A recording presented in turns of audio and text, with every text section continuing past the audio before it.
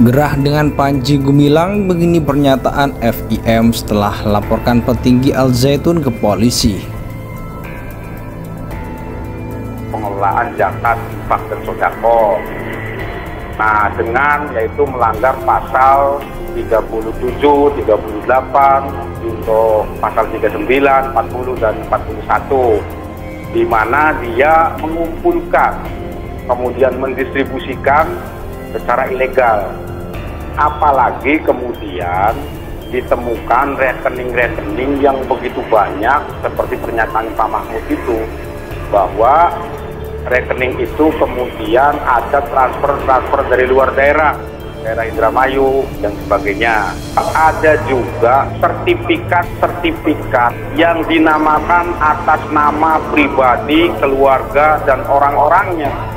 Patut diduga yang katanya itu dana umat atau dana kelompok mereka yang dikumpulkan itu untuk kepentingan membeli properti pribadi atau diatasnamakan pribadi dan keluarganya. Gitu. Soal infak dan zakat itu sudah ada pengurusannya, ada kewenangannya, dan itu diatur oleh Undang-Undang Nomor 23 Tahun 2011. Itu adalah Basnas. Jadi kalau selain dari pihak Basnas atau yang tidak mendapatkan izin dari Kementerian dan Basnas, ya itu adalah ilegal. Kenapa berbicara tentang Panji Gumilang? Nggak apa-apa, itu saya kira itu trik Panji Gumilang untuk lolos dari gugatan dan jeratan hukum aja itu. Jadi nggak perlu takut menurut saya. Hadapi saja. Sekarang yang paling penting itu ya Panji Gumilangnya harus ditangkap. Sebagai umat itu rela juga untuk mengeluarkan uang sebanyak-banyaknya, pengorbanan sebagai bukti bahwa takwa, nilai takwanya itu sangat tinggi. Itu juga dong yang pastinya dilakukan oleh Bang Zul ya? Iya, kami juga untuk menutupi target. Kita bikin kegiatan, bikin proposal, mengatasnamakan yayasan, kemudian untuk kepentingan kaum duafa ya. Yang itu disebarkan ke? Masjid-masjid. Masjid-masjid. Ya, masjid-masjid punya alokasi kan untuk dana-dana kaum duafa itu. Bagusnya yang pengetahuan agamanya minim. Gitu, karena sebenarnya orang-orang NII pengetahuan agama juga minim, cuman karena hafal surat, hafal ayat, tiap hari dilatih berorasi, tahu bagaimana interpretasi tadi, sudah tahu larinya kemana. Semakin bodoh orangnya dalam agama, semakin gampang direkrut.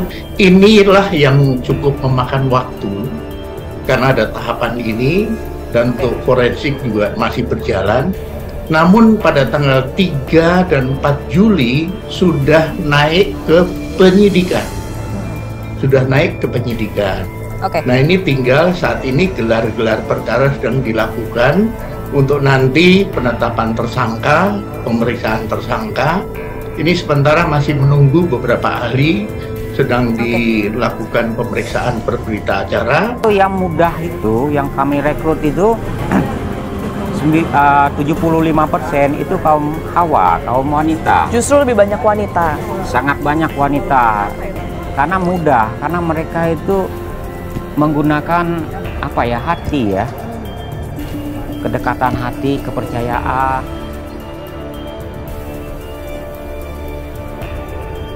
Petinggi Pondok Pesantren Al Zaitun Panji Gumilang diduga juga terseret kasus ilegal fundraising. Hal itu disampaikan oleh Koordinator Forum Indramayu menggugat FIM Ahmad Sayyid Mukhlisin. Pernyataan itu disampaikan Sayyid setelah FIM melaporkan Panji Gumilang pada Senin 17 Juli hari ini. FIM nekat melaporkan petinggi Ponpes Al Zaitun itu karena dugaan telah melakukan perbuatan melawan hukum. Ia diduga melanggar pasal 37, pasal 38, dan pasal 40 UU nomor 23 tahun 2011, yakni tentang pengelolaan zakat infak dan sodako.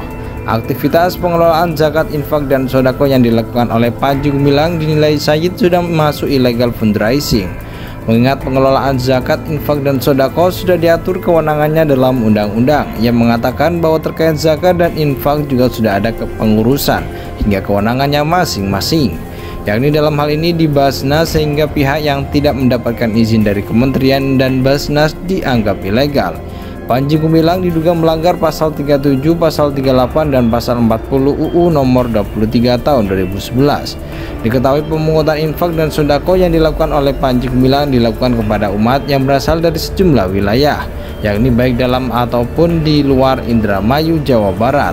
Sementara Koordinator Umum Carkaya mengatakan dalam Undang-Undang Nomor 23 Tahun 2011 sudah diatur, yakni bahwa baik lembaga ataupun perseorangan dibatasi oleh negara, maka uang-uang yang dinyatakan oleh Menko Polhukam Mahfud MD beberapa waktu lalu, di mana uang yang ada dalam rekening-rekening Panji Gumilang patut dicurigai. Ia menduga salah satu asalnya dari infak dan sodakoh kelompok-kelompok mereka yang diduga negara Islam Indonesia. Petinggi Pondok Pesantren Al Zaitun Panji Gumilang diduga juga terseret kasus ilegal fundraising. Hal itu disampaikan oleh Koordinator Forum Indramayu menggugat FIM Ahmad Sayyid Mukhlisin. Pernyataan itu disampaikan Sayyid setelah FIM melaporkan Panji Gumilang pada Senin 17 Juli hari ini. FIM nekat melaporkan petinggi Ponpes Al Zaitun itu karena dugaan telah melakukan perbuatan melawan hukum. Ia diduga melanggar pasal 37, pasal 38, dan pasal 40 UU nomor 23 tahun 2011, yakni tentang pengelolaan zakat infak dan sodako. Aktivitas pengelolaan zakat infak dan sodako yang dilakukan oleh Panji Gumilang dinilai Sayyid sudah masuk illegal fundraising. Mengingat pengelolaan zakat, infak, dan sodako sudah diatur kewenangannya dalam undang-undang yang mengatakan bahwa terkait zakat dan infak juga sudah ada kepengurusan hingga kewenangannya masing-masing, yakni dalam hal ini di Basnas, sehingga pihak yang tidak mendapatkan izin dari kementerian dan Basnas dianggap ilegal. Panji Gumilang diduga melanggar pasal 37, pasal 38, dan pasal 40 UU nomor 23 tahun 2011. Diketahui pemungutan infak dan sodako yang dilakukan oleh Panji Gumilang dilakukan kepada umat yang berasal dari sejumlah wilayah, yakni baik dalam ataupun di luar Indramayu, Jawa Barat.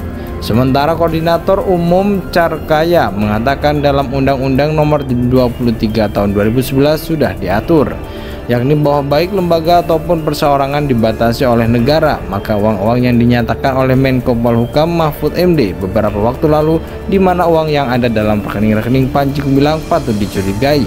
Ia menduga salah satu asalnya dari infak dan sodakoh kelompok-kelompok mereka yang diduga negara Islam Indonesia.